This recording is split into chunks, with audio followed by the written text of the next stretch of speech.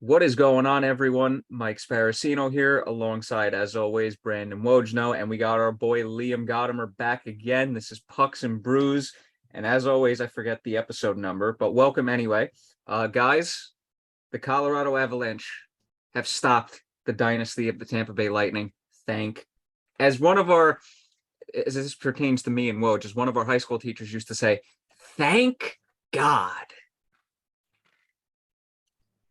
Give me a hint on which one it is. You don't know which one it is? Is it England? Yes. Oh, okay, yeah. You gotta get a more snare in your voice. I don't know. I thought those two words would. I thought those two words would give it away. You gotta take a shit, but nothing's coming out. That's how England sounded. Now he's like an Uber driver, I think. And this episode has already gone off the rails. All right, I love it. Liam. Shades, I just do want to add, I think this is episode 22 because I think I heard 22. You guys say 21. I should have been doing the show for like 4 years. Your episodes? What happened? I remember you guys used to dedicate episode numbers to Rangers. Oh, that was not anymore, right? That was backup blue shirts. Yeah. Ever since Brendan passed away, we every show is dedicated to him. Oh. Brendan is still alive. Just yeah. I mean, he in real life he's still alive, but you wouldn't in know terms unless of you had his phone number. Yeah, pretty much. Yeah. All right. Well, that's probably not the worst thing that we've said on this show, but that's probably up there. I know what the worst. I was about to say. I thought I would have heard. I thought I would have heard it, Brendan. I don't even remember what the worst thing we said was. What is it? I think I said if the Rangers won the cup, you have to butt chug. Or I said I would, or Brendan. Someone had to do that. Somehow, I still don't think that was the worst thing we've said. Yeah, it's true. Yeah, good thing we keep the we keep this to like TV 14-ish, except we're allowed to say the F word. Other than that, we mostly keep it like PG-13. Yeah. Yeah, okay. Jesus Christ. That threw me the fuck off. My God, Woj. Anyway, so Colorado wins, thank God. Cale Makar wins Conn Smythe unanimously. I was low-key hoping it would be Nichushkin because the guy was just going off all playoffs, but what do you guys think about Makar winning it? You take it, Woj? It's pretty nuts for him to win the Hobie Baker, Calder. Wait, did he win the Calder? He didn't play any time in the AHL, or maybe like a few games. He won the Calder Cup. He won the Norris. He won Stanley Cup. Conn Smythe. It's insane. I think he should have gotten it. McKinnon, I don't think it was as dominant as people would assume. I think Rantanen's very underrated. I don't know if people talk about him enough. But if I had to pick anybody, I think it would be Makar for sure. I have no issue with that. Yeah, I didn't have an issue with it either. I mean, Cale Makar, he's getting praise from Bobby Orr. Wayne Gretzky says he's the best defenseman since Bobby Orr. And, look, I think if it was MVP of the final, Shades, I think Nichushkin would have won. But MVP of the playoffs, I think Makar was the best player on Colorado, and he was the most productive for them. So, look, Woj said it best. I mean, he's a Hobie Baker Award winner. He's a Norris Trophy winner. He's a Conn Smythe Award winner. And he's a Stanley Cup champion. And he's not even 24. Tells you all you need to know, really. Yeah, it's like compared to him, we're doing absolutely nothing with our lives. Yeah. I was about to say this guy's younger than me. Look at him.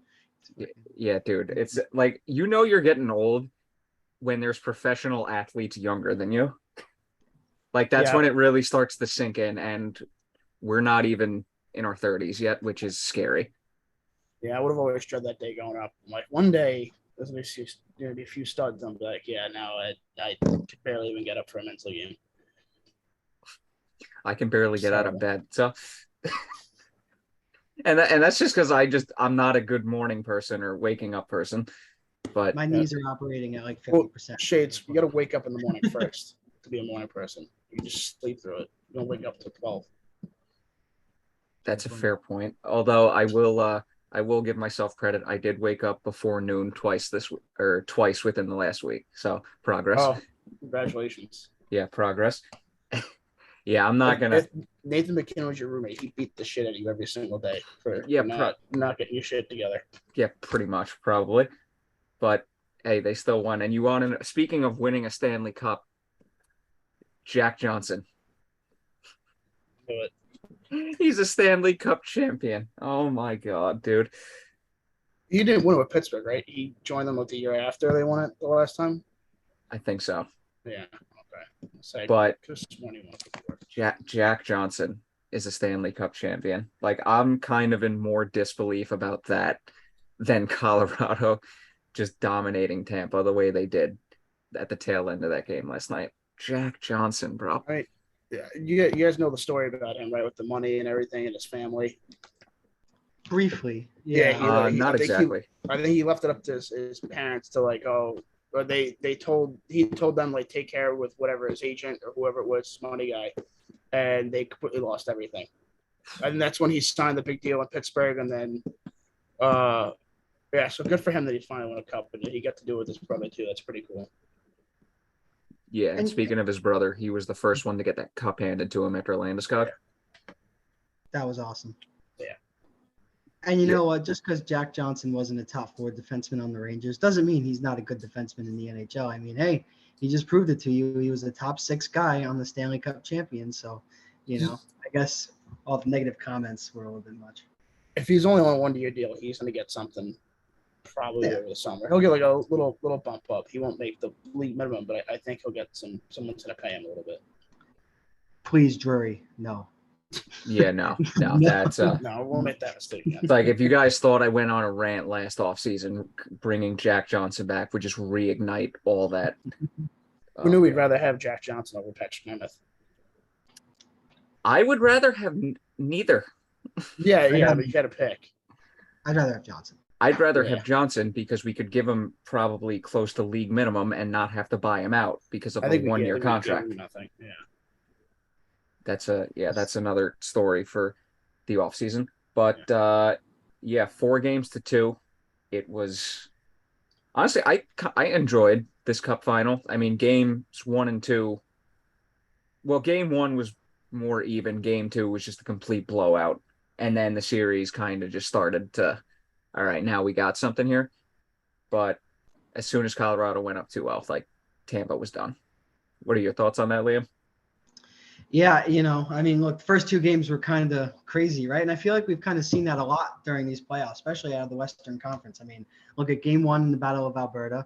That was insane. And you look at game 1 of Colorado and Edmonton in the Western Conference Final, that was insane as well. And it really became a series of adjustments, right? That's exactly what I think happened with the Stanley Cup Final. And I think Tampa Bay adjusted well, but I think the combination of not having Braden Point, just being banged up altogether. I mean, John Cooper, I don't know if you heard what he said after the game, but he said that we would have half our AHL guys up here right now if it were the regular season. I mean, Tampa was banged up, and you couple that with how many games they've played over a 2 3/4 year span. I mean, it's insane. So no knock on the Lightning, but the Avs absolutely deserve this. And guys, Stanley Cup Final, I asked for one thing. I just want the right team to win. And 2022, the right team won the Stanley Cup. So that's it. And by the way, let me just add, that third period against last night was absolutely insane. The way Colorado locked it down, I haven't seen a defensive performance shut down like that play in the other team's end in a very long time. That's how you win a cup. That was a sight to see. It really was. Yeah. And it was so good to watch. If you were anything, well, everyone who wasn't a Tampa fan, it was great to watch. You just won 2 cups. Yeah, fuck off. I have Tampa fans crying. I'm like, seriously? Like, come on. You just won twice. Like, enough. Yeah. 1940. That's all I gotta say. It was a very good cup final. I only have one gripe with it. Right when Colorado finally went up 3-1, I went on a Caesar Sportsbook, and I was like, you know what? Let's see what I can do here. And of course, I hadn't used it in a while, and I didn't realize that I put a future bet on the 2023 Colorado Avalanche, not the 2022. I was like plus 600. That was a pretty good deal. So I think I put 50 down to win like 370 something. So right as soon as they win, I'm going through, I'm scrolling, I'm refreshing. I was like, what's going on here? Why am I not getting my money? I look, it says 2023. So I have to root against the Rangers next year for this not to be a major fuck up. But I honestly should have known that they wouldn't win away. It could probably be minus something. But that's a fuck up on my part. But other than that, I do think the right team won, and it's been coming for a while now, since the last, I'd say, 2 years. About time they finish it off. I think they're going to start their dynasty now. Yeah, I mean, they got a good chance to. It all depends what they're going to do this offseason. McKinnon needs a deal next offseason, so they got could the money, probably. and he'll take less, and maybe he'll convince some other guys to take less to stay. Who knows? Guys that already made their money. Yeah. This is true. McKinnon's getting paid $6 million a season Yeah, now. And quite frankly, hot take, I think when he gets his new contract, I don't think he gets a pay raise at all. I think he takes the $6 million a season, because that's what McKinnon's been all about. That's why you love Nathan McKinnon, admire that he's a Stanley Cup champion. He took such a pay cut so that Joe Sakic could build a group that can win a Stanley Cup under the salary cap. That's what winning teams do. So I would fully expect McKinnon to be paid in the range of like $4 to $6 million a season. Yeah. I know it's a hot take, but yeah. Shades, know who you learned that from? Who? Sidney Crosby. Although at the time it seemed like a lot. Over the course of the year, what was probably 10-year deal. In 10 years, they're probably, best player is going to make like $9-10 million a year. They got him for $8,700,000 something. So, well, this was back in like the tail end of the 2000s, right? Yeah, I'd say so. His rookie year is what, 05 maybe, 06 or something like that. Well, the lockout was 04-05. Yeah. Ovechkin was drafted 04. Crosby was drafted 05. Their rookie season was 05-06. So yeah, so around 08-09, right when they won the cup. Even he had won the cup, and he made $8 million. He probably, I don't know if there's a salary cap then. He probably could have made more, but McKinnon knows that if you want to win cups, you got to take less money.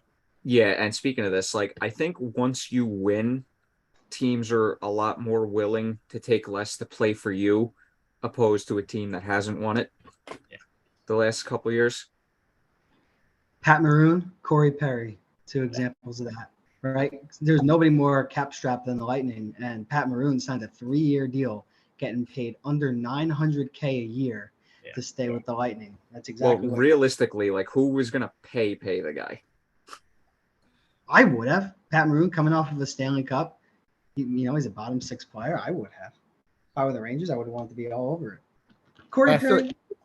Yeah, tail end. I feel like once you win, like you said, once you won somewhere, it's like we can kind of do something here. And what am I blanking on? I mean, Maroon's a good pick. That he really took so much less money. He probably could have made somewhere between like the 2, 3, 4 million. Yeah. Yeah, someone else could take it. I forgot what I was going to say. Well, yeah, Maroon won the Stanley Cup in 2019, right? 2020, he won it with the Lightning, and then he was a free agent after that. So he was a free agent coming off of 2 straight Stanley Cups. So absolutely, he took a pay cut. $4 million may seem like a lot, but he's been one of the most influential bottom 6 guys in the playoffs the last 5 years here. He is a true grind north-south type of guy. Get the puck set up in the offensive zone. It's been a huge part of why Tampa, 3 straight Stanley Cup appearances. Yeah, at least I got a text right after the game last night from my boy Mike. And he said, finally, I don't have to hear about Maroon's fucking streak anymore. So my thought came back to me. Guys like Kadri who made like a decent amount of money and finally found somewhere where he kind of fits and where he hasn't had that issue and what like he did with Toronto. I feel like he's the guy like, all right, well, they have 25 million to spend. Let me get like a decent amount of that, and then I'll just stick around for a little bit longer and keep trying to win. Especially in a place like Toronto where he wasn't going to, because especially how they manage their cap. Not very well. Yeah, I think he's one of those guys that would be like, what, I could test the free agency and I could make more money, but why would I when I could run this back? Especially with most of their core guys locked down. You can come out winning on both sides. Well, Kadri's an unrestricted free agent in the summer, and you're a center coming off a 100-point season and a Stanley Cup. Yeah, he's gonna get a lot of money thrown at him, but. Who knows? It's up to him what he really wants to do. He's going to get overpaid. That smells overpayment all over it. I like Kadri as a player, but he's aging. He's physical. You don't know his injury. His injury history is kind of, different. So I don't know. Paying $10 million for a guy like Kadri in the free agent market, that's risky. That's a guy that might take a pay cut to stay with Colorado. I could see that. Yeah. Like you said, just fit. What does he make now? Like I think six? he makes 6.5, 7. Yeah, so if he could stay around that for the next couple of years, I'm sure he'd be fine with it. It's a good place to play. So I'm actually double checking that on Cap Friendly right now. I could be wrong on that. His I last think it was deal around that because I think was Toronto gave him the contract right before the other guys came in. 4.5 cap hit. 4.5. All right, so Maybe he'll get 8, 9 then. I mean, even at the time, that was a pretty good deal for Toronto. yeah. And now he's a Stanley Cup champion. Yeah, I mean, Jesus Christ, fucking Colorado. Like, Joe Sakic built that team up so masterfully because if you look at their goaltending situation, neither one of those guys you would probably pick to be a goalie to build a dynasty, but here we are, which they have a legitimate chance to do here. And they literally, not only did they just win the Stanley Cup, they won it in 20 games. They lost 4 games, which is fucking insane. Colorado is one of those teams. You talk about Kemper. Doesn't matter who's in the net, to be honest with you. Yeah. If it was Grubauer, if it was Franco, if it was Kemper, I think they were winning the Stanley Cup and probably going 16-4 all the way. That's how dominant they were on the back end and up front. It's just a team that we haven't seen. Like, what it reminds me of the Blackhawks back in 2010, 2013, 2015. They didn't have the best goaltending. They were throwing out Corey Crawford in 13 and 15, Anthony Niemi, right, in 2010. So, reminds me a lot of that dominance, 3 cups in 5 years. So 6. 6 years, 3 cups in 6 years. Yeah. But fuck, dude. Like, this is going to be so interesting. Such interesting offseason because there's actually a lot of good free agents available. Yeah, Rangers signed Malkin. Dude, to be honest, I kind of don't want him. Like, there's been something up with him the last few years where I don't know. It's just I want to stay away. Just seems lazy to me. Malkin. Yeah, maybe. Yeah. And there's something's not right there. But like I said, that's another story for another episode. But Jesus Christ, dude. Like the way, like we were saying, the way this roster was built up, just fucking insane. Now the question is, what does Kemper get paid? What does he make now? His current cap hit was it was 4.5. Maybe like 6, 7. Who knows if they want to pay a goalie that much? Maybe they'll find someone else. But or if they're confident, Francois, whatever the fuck his name is. Who knows? Maybe Francois. I think 4.5 is pretty good. Yeah. 5, maybe 5.5. Yeah, honestly, dude, if you can have a goalie, like a cup-winning goalie, making 6-7 million, that's a win. Yeah. For the salary, that in general, that's a win. So. And that's culture too in Colorado, where it's like, let's do what we can to save ourselves and try to win as much as we can. And I think, I don't know if that's how they did it back when they won the cup in like 01 and what was it, 99 or something like that. I forgot what year it was. 96. But, yeah. So Sakic, I think, is going to be like, look, just you guys want to keep winning. This feels good. All right, then what's it called? Work with the front office and get paid a little bit, but also let's have a chance to keep winning. Yeah, it was also easier to keep players back then because there was no salary cap. So if your owner said, like, okay, you can spend as much money as you want, like you could literally keep every single star guy you have. That's how the Rangers gave Bobby Holik like $10 million a year. Jesus Christ! Don't remind me. Luckily that was before I became a hockey fan. Yeah, so I didn't have to deal with that. What's the word? Embarrassment. Yeah. Good enough. Okay, so obviously we've touched on the Cup Final. This is something on the fly I was going to do. So let's pick, the three of us, one Ranger moment that we thought was the best throughout the Rangers run, and then one playoff moment in general throughout the entire playoffs that wasn't Rangers that we thought is a defining moment of this year's playoffs. I'll start and go around with the Rangers one first, so I can give you guys a little time to think. To me, it was the game-winning goal in overtime against Pittsburgh. Was the best Rangers moment because one, anybody who listens to this show and listens to me on all the other shows I do for the sports hit list, Liam, you were on Chirp and Chat. Everyone knows who listens to those how much I despise Pittsburgh and their fans. So literally anytime we can beat a Pittsburgh team, even in the regular season, I literally wake up with a smile the next day. And the fact that it was game 7 overtime to crush their dreams, coming back on them again, just made it all the more special for me. Which one of you wants to take your Ranger moment right now? You gotta take it, Woj, unless you're still thinking. No, I have all. It's very easy to say the same thing as Shades. I'll go with that as mine too. I'm trying to think back to the other series in Tampa. I mean, going up 2-0 the series is good, but we kind of dropped the ball. Carolina was like a back and forth. I don't know if there was one defining moment, but I'd have to say the Panarin goal was the craziest thing I'd ever seen, especially like how everyone reacted. And it's like, that was a time where we would always back and forth with like the teams in the Eastern Conference, especially Pittsburgh, trying to get past them. And I think that Panarin goal was probably the one. And I'd say for a negative one, I'd just say Kakko getting benched because now who knows what happens in the offseason.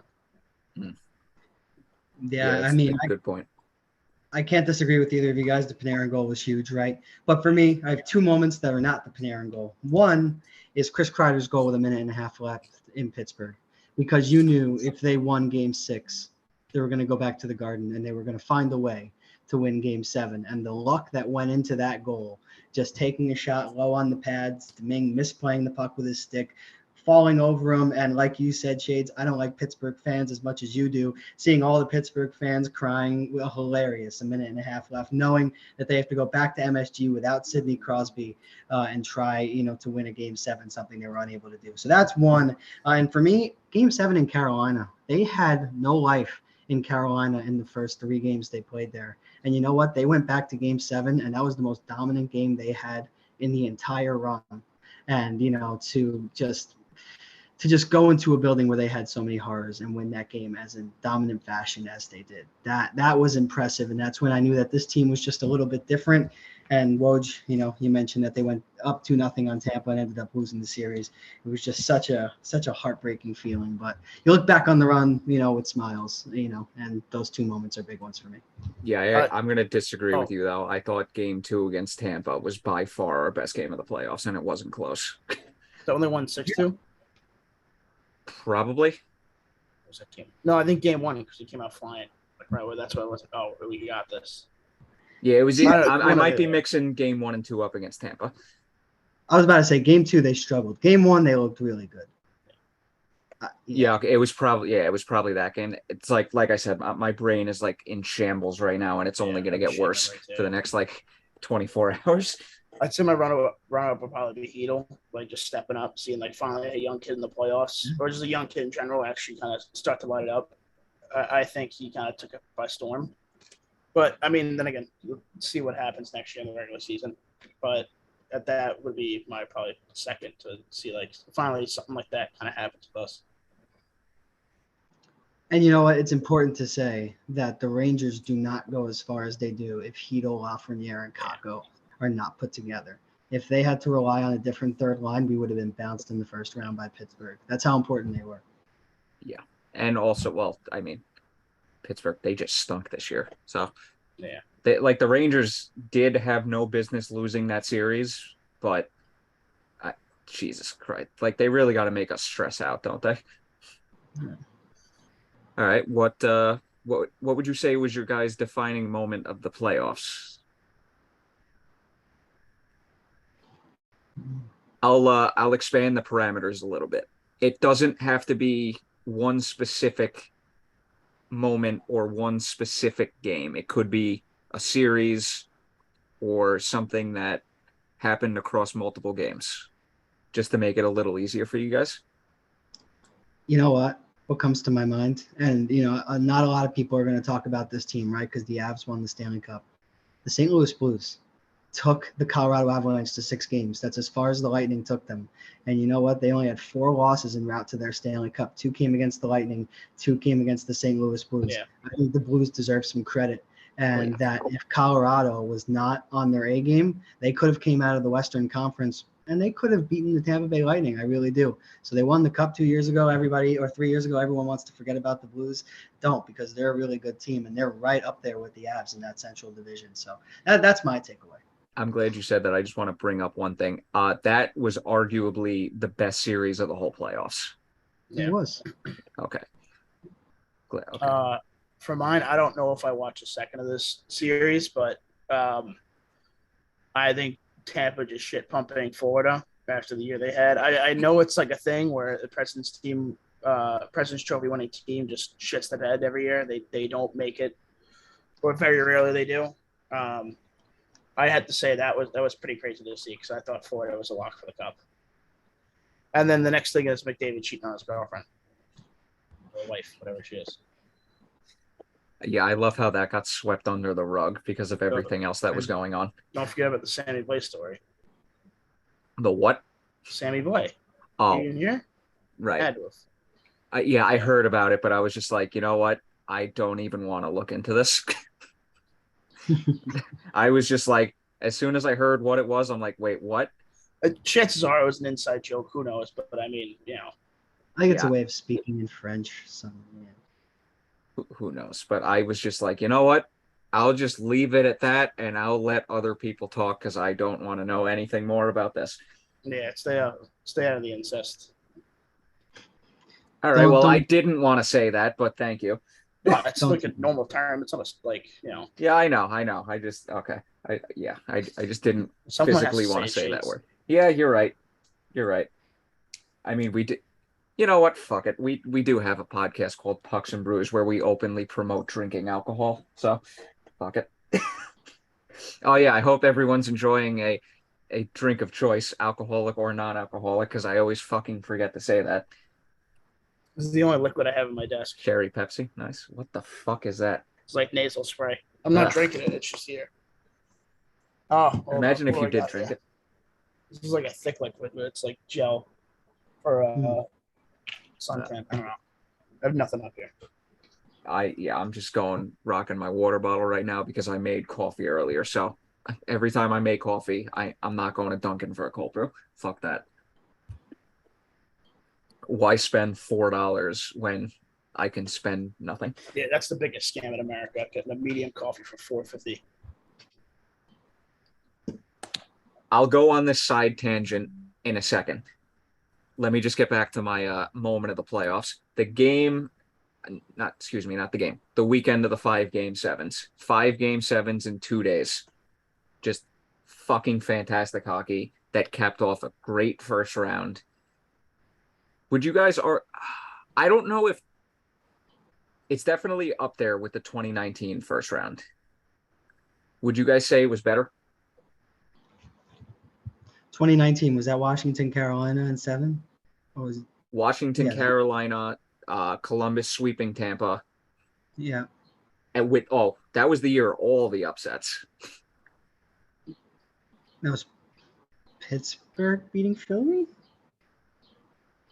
Let me take a look at the playoff bracket real quick. All I remember is that was like the best first round ever. See, everything before COVID is kind of. Yeah. Even my brain. Yeah. All right, let's see. Yeah, because you definitely had. Oh yeah, plus you had Maroon knocking off Dallas in overtime, which at the time I was pissed because we didn't get a first round pick from the Zook trade. Oh yeah. Yeah, but in the end I'm happy. We had Toronto losing another Game 7 to Boston. Yeah. But, I mean, do I even have to go into that? At how entertaining that was? Oh, right. No. You had Islanders beating the Penguins. It was Islanders, Penguins. Okay, that was a sweep, right? Yes. Fucking Dallas. That was awesome. I don't like the Islanders, man, but seeing the Islanders sweep Pittsburgh 2019. Yeah, that's one of those moments where we didn't root for you, but we're happy you won. Yeah, you know who rooted for them? Who? Brendan. Well, I mean, dude, when it comes to like Islanders and Pittsburgh, like I'm not No, rooting for I anybody. agree. Yeah, no. Okay. Yeah, I will say this. I don't know if I have a specific one, oh, but right. How did what? we forget about this? We had the 5-minute major comeback, the Sharks against the Knights. Yeah, that was nuts. Was that during COVID? No, Okay, no. That was before COVID. That was when Erik Karlsson like was still an elite player. Oh yeah, for And, that 1 year. and that was the Gerard Gallant coached Vegas Golden Knights, right? Yeah, Oh, yeah. yeah. The fucking year Vegas just broke all expectations. Yeah. Any shit. Well, to Fucking be COVID. fair, I think a lot of teams. I don't know if they probably had a good home record, but I think teams are starting to figure out like, hey, let's go to Vegas and not party before we play them. Hmm. And I think that's why they learned the last 2-3 years. Like, all right, that's how. So they'll probably be back on top again. But I will say this though about I think this playoffs definitely makes up for the last 2 years because we 100%. finally had a team where, I mean, I do like the, what's it called? The difference, like, Dallas and Tampa kind of sucked because Dallas wasn't like one of those top teams. And then Tampa and Montreal. It was just no. I like the parity. That's what I was thinking of. But it's good to see teams that actually deserve to be there, not that just got lucky by chance to get in. Yeah, especially like last year, especially it just pissed me off because in a normal world that would not be a final to begin with. So I mean, you go from being in the Stanley Cup Final to now getting Shane right and losing your captain, and go downhill so quickly. Well, let me tell you, I think there definitely is a point to what you guys are saying, right, about teams that shouldn't be in the cup being in the cup. I agree with you. Dallas shouldn't have been there. Montreal definitely shouldn't have been there. The fact that we had 2 Eastern Conference teams in the Stanley Cup kind of irked me. I don't know how you guys feel about that. Yeah, that's what not also, right. yeah, it also plays a part of it, though. Teams in the Western Conference those 2 years, they underachieved. Vegas vastly underachieved. You cannot lose that conference final, right, against Montreal, a chance to get back to the cup with the moves you've made if you're the Knights, right? The Avs, even in 2019, they underachieved. You can't lose, to the Dallas Stars like that, en route to, not making a cup final. Because guys, I was going to say this earlier, but I want to say this again. Let me know what you think.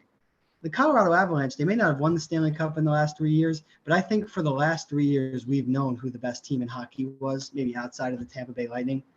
The answer is the Avs for the majority of those 3 years. And they finally met expectations, and they didn't do that in the previous 2 years. That's why we had such shitty conference champions in the last 2 seasons. yeah, I agree with you on that one. And plus, everybody, like, even I'll throw it to you in a sec. Well, even going into the Dallas Tampa final, like everyone was picking Tampa because everyone knew Dallas wasn't even going to be in the playoffs next year. So and Tampa didn't have Stamkos. Stamkos played 3 seconds and scored. Oh yeah, because figures. Right down that right side with the top shelf. Same shot he beat Shesterkin. Very similar in game 6. Yeah. Anyway, what were you going to say, Watch? No, it's just like a little. It still has to do with the playoffs. But you guys think at any point they go back to 1 through 8, or they stick with the division, conference, whatever it is? Or what would you guys prefer? I would prefer 1 through 8. Yeah. Thank you. So much. I think there's far too much repetitiveness. Give me a Rangers Toronto first round, please. Like that would actually be kind of dope. Not gonna lie. And get rid of. I just want to get rid of the shootout. I mean, I don't. I just mainly for the fact that 3-on-3 overtime hockey is so much fun. Yeah. And it's not going to last that long. But you might as well do it. I think it works out for both sides. Everyone gets to watch more hockey, and also the channels and TV deals get to a little bit longer time, so more time for commercials, more money. But also, I don't know. It's just I'm tired of seeing let's say the Rangers record 40-20-1 or 40-20-4. Like no one really needs that extra think. Just give us the 2 points. It's ridiculous. Honestly, if it was my decision, 2 more minutes of 3-on-3 overtime, and if it's still tied, it's a tie. How about sudden death 3-on-3 OT? I don't think it's going to go that long. No. Sudden death, 10 minutes probably would be fine. Yeah. I guess. Guys, I'm get not tired. against it. 3-on-3. Yeah, I'm not against it. But yeah, no, the shootout sucks. Because a team can literally win a game that had absolutely no business winning that game. Yeah, that's all I got. Anything else you guys want to add? Congratulations to the Avs, like we said before, and their fans. Yeah. Funny, the last away game I went to before the shutdown, before COVID shut the league down, was Tampa Bay in Colorado. Nice. Tampa Bay won in OT, and I was with somebody, it was my friend who was rooting for Tampa Bay, and we almost got our asses kicked going out of the building. Like, Avs fans pissed. It was Kucherov won the game in OT. It was a great game. And I'm like, I said in that moment, I was like, it was like 2018. I'm like, oh, we're 2019. We might see this one day in the Cup Final. Yeah, speaking of Kucherov, I'm not going to go on a rant because we're low on time, and I don't feel like starting another Zoom call. Kucherov Do you see what he did on such an asshole last night. Do you see what he did on the bench with the stick? Yeah, he threw his gloves. Yeah, and that wasn't the only thing that he did last night that pissed me off. But With like I said, 45 seconds left. Yeah, no, just quits. But win or go home game in the Stanley Cup. Insane. Yeah, and he does that. And also, Maroon took a friggin' like a full-on swing at somebody that just like. Thank God they lost. Thank God Colorado won. Congrats to the Avalanche. Thank you. My tweets last night asking you to please close this game out, they worked. I guess now I know what I have to do. But yeah, so this has been Pucks and Brews. The Colorado Avalanche are Cup champions. Well deserved. We finally got a good Stanley Cup Final. Liam, thanks for hopping on last minute. My pleasure, guys. Woj, thanks for being you.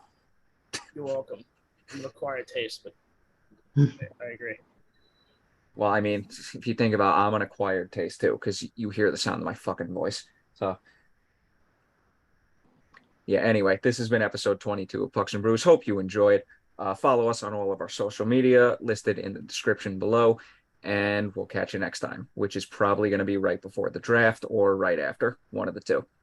Adios.